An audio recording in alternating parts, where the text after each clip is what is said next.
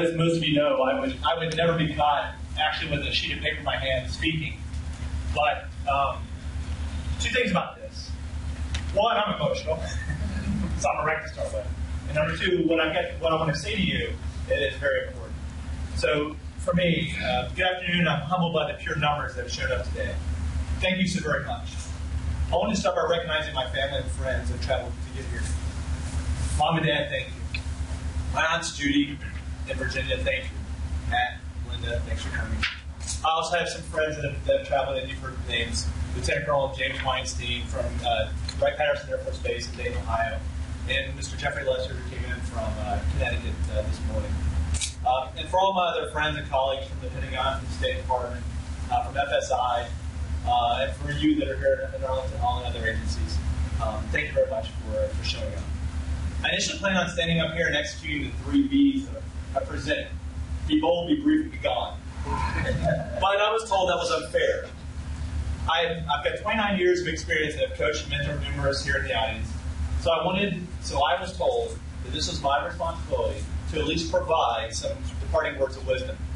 So I thought, well, what's my greatest lesson learned?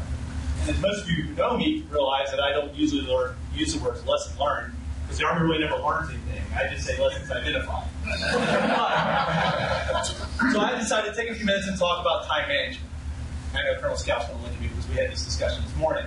First of all, there's no such thing as time management. It's all about self-management.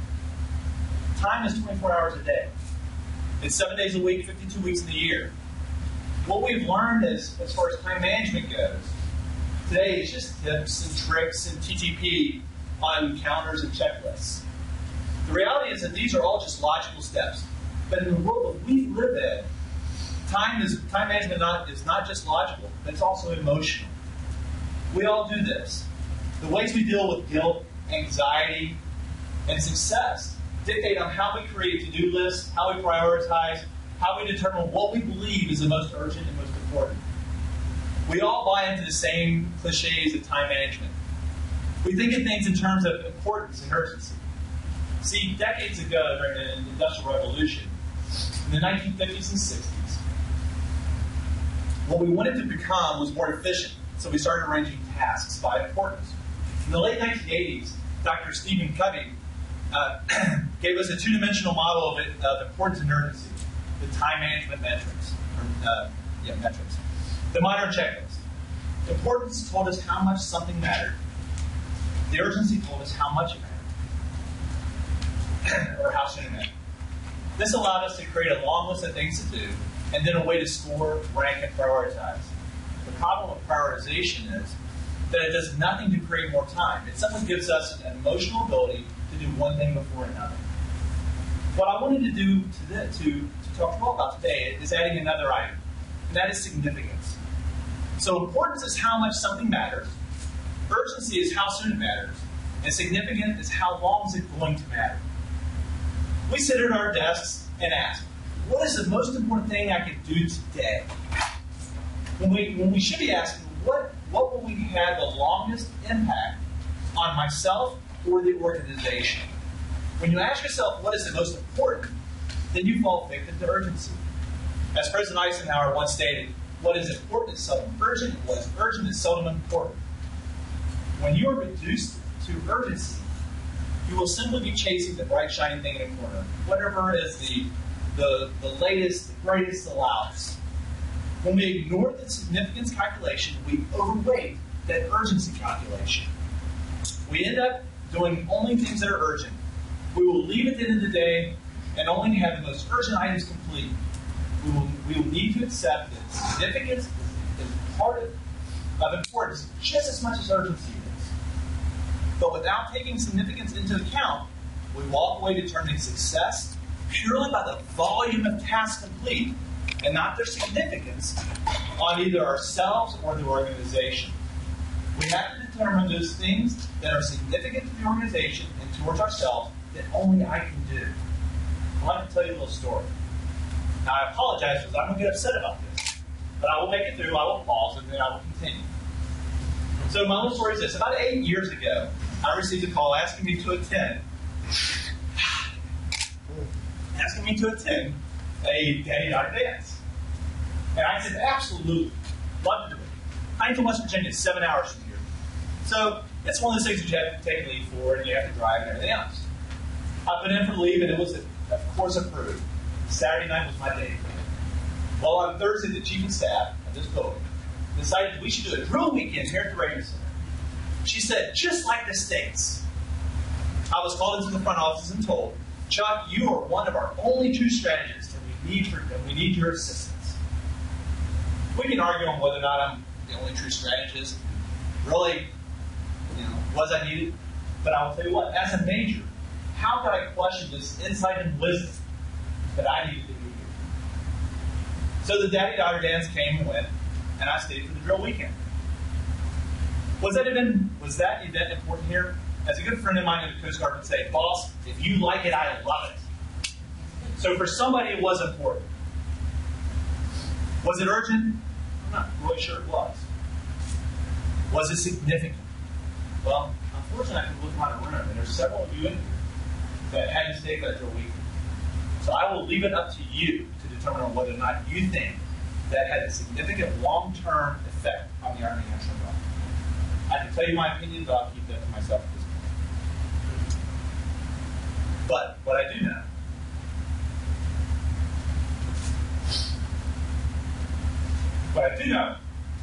that dance was significant to its well, and that invite never came again. So here's what I ask of you. Never miss phase one. Never miss a ballet. Don't miss the first day of kindergarten. Birthdays and holidays only happen once.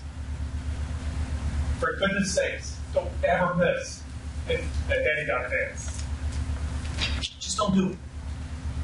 Because it is significant to you and the ones that love you.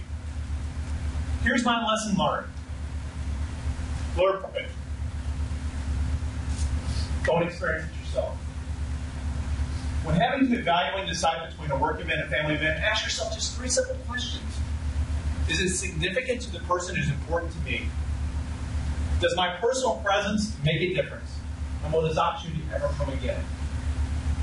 So on Friday afternoon at 1600, if your subordinates are sitting at their desk rolling away, ask yourself, is what they are doing significant for the organization right now? If it is not, send them home. It should be shameful for us as leaders to stand at a Helen farewell and praise the subordinates for being the last one to go home. Let your praise be about the quality of their work, not the longevity of their days.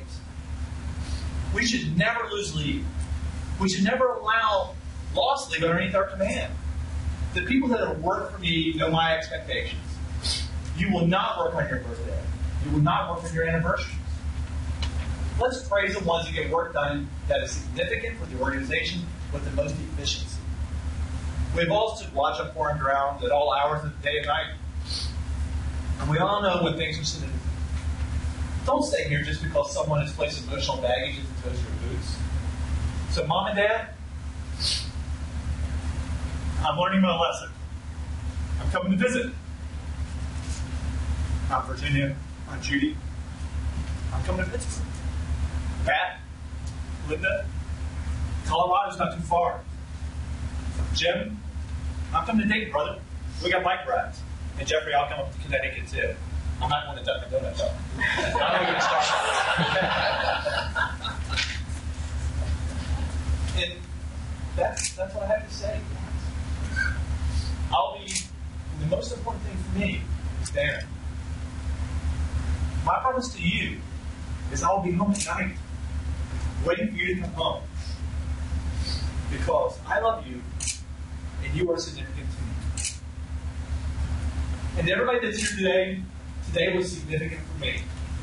I know you all had more important and more urgent things to attend, but you prioritized, and you came here. And I thank you for that. Hopefully the last few minutes have made significance in your life, and now have given you my lessons learned. Thank you.